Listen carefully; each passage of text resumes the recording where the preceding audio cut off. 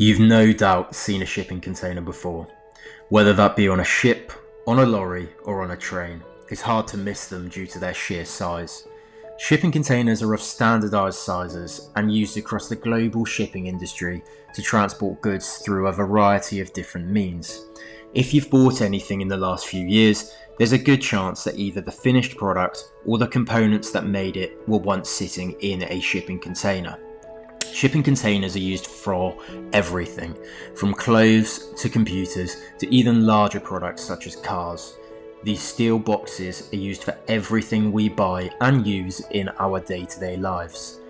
Thanks to the global shipping industry and the simple creation of shipping containers, any companies in the world are able to ship their products around the world with very little effort on their part. Although a shipping container might seem simple to the end user, the reality of the process of global shipping is much more complex than you would ever realise. So let's look at how a shipping container gets from A to B, from its origin to its destination. In the global shipping industry, there are typically three parties involved in any shipment. Firstly, you have the importer, who is receiving goods from another country. Secondly, you have the exporter, who is sending the goods to another country. Lastly, you have the freight company that facilitates this transaction and helps send the cargo to its destination.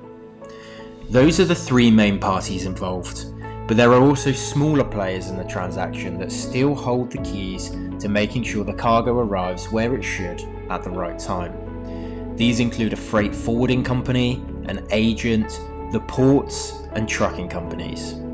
All of these parties are equally as important in ensuring everything runs smoothly. Let's look at a real-life example, as this will help piece together all of the stages in the global shipping process. We'll assume that a shoe company in the USA wants to outsource their shoe manufacturing to China, which is a very common practice due to the cost of goods and labour being much cheaper outside of the USA. Once the shoes are ready, the exporter will decide which shipping company they are going to use to send their cargo. The shipping company will send a shipping container to the factory in China to be loaded with the shoes. Either a full container load or less than container load will be used depending on the volume of shoes that are being shipped. If you're using less than a full container load, you pay per square metre. If a full container load is being used, you will just pay for the full container. Sometimes companies will work together on shipments to save money when shipping cargo around the world. At this point, a freight forwarder will be involved, connecting the exporting company and the importing company to ensure everything is handled smoothly. After loading the cargo into the shipping container, the containers are locked and given an ID number so they can be tracked throughout their journey overseas. It's worth noting that different containers are used for different types of goods. If goods are perishable, like fruit for example, a reefer container is used so the temperature can be controlled during transit. If the product is a dangerous product, an IMDG container would be used for shipping it. The freight forwarder would then arrange for the shipping container to be sent from the exporter's warehouse to the port, ready to be loaded onto the ship. Once at the port, a shipping agent will complete all of the relevant port and shipping paperwork to ensure compliance with all policies and customs checks. At this point, the port will be paid. The shipping agent will also collect what's called a bill of lading. The Chamber of Commerce will then issue a certificate of origin to the exporting company. As the container is moving through the port, the container will be weighed using a weigh bridge and ensure that all of the measurements are documented. The container will then be stacked in a particular order amongst other containers at the port, so it will be ready to be loaded onto the correct ship at the correct time. When the ship arrives, the container will be ready to be loaded. The process of loading a cargo ship is not straightforward, and it's the job of cargo planners to ensure they're loading the right cargo at the right time, maximising load and profits for shipping companies. They'll be factoring in the fuel, water, stability of the vessel, destination, and the number of containers being loaded. There's a real science to this, and it's an incredibly important part of the process.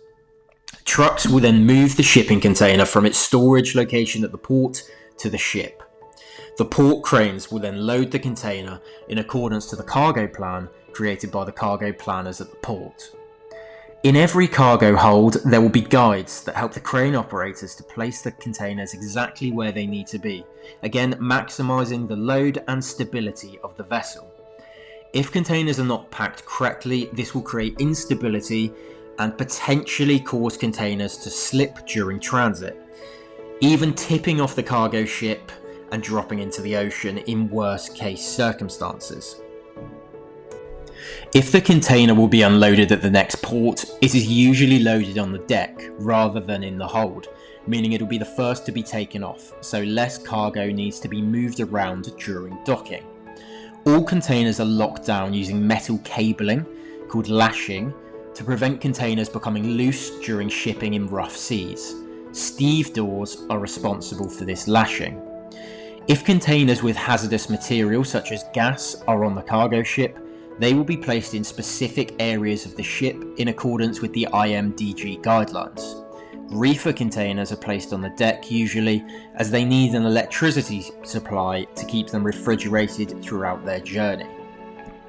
If the ship is loaded incorrectly, or the loading plan is incorrect, this will create a logistical nightmare at the next port, as multiple containers will need to be taken off the ship in order to remove the correct container at the dock.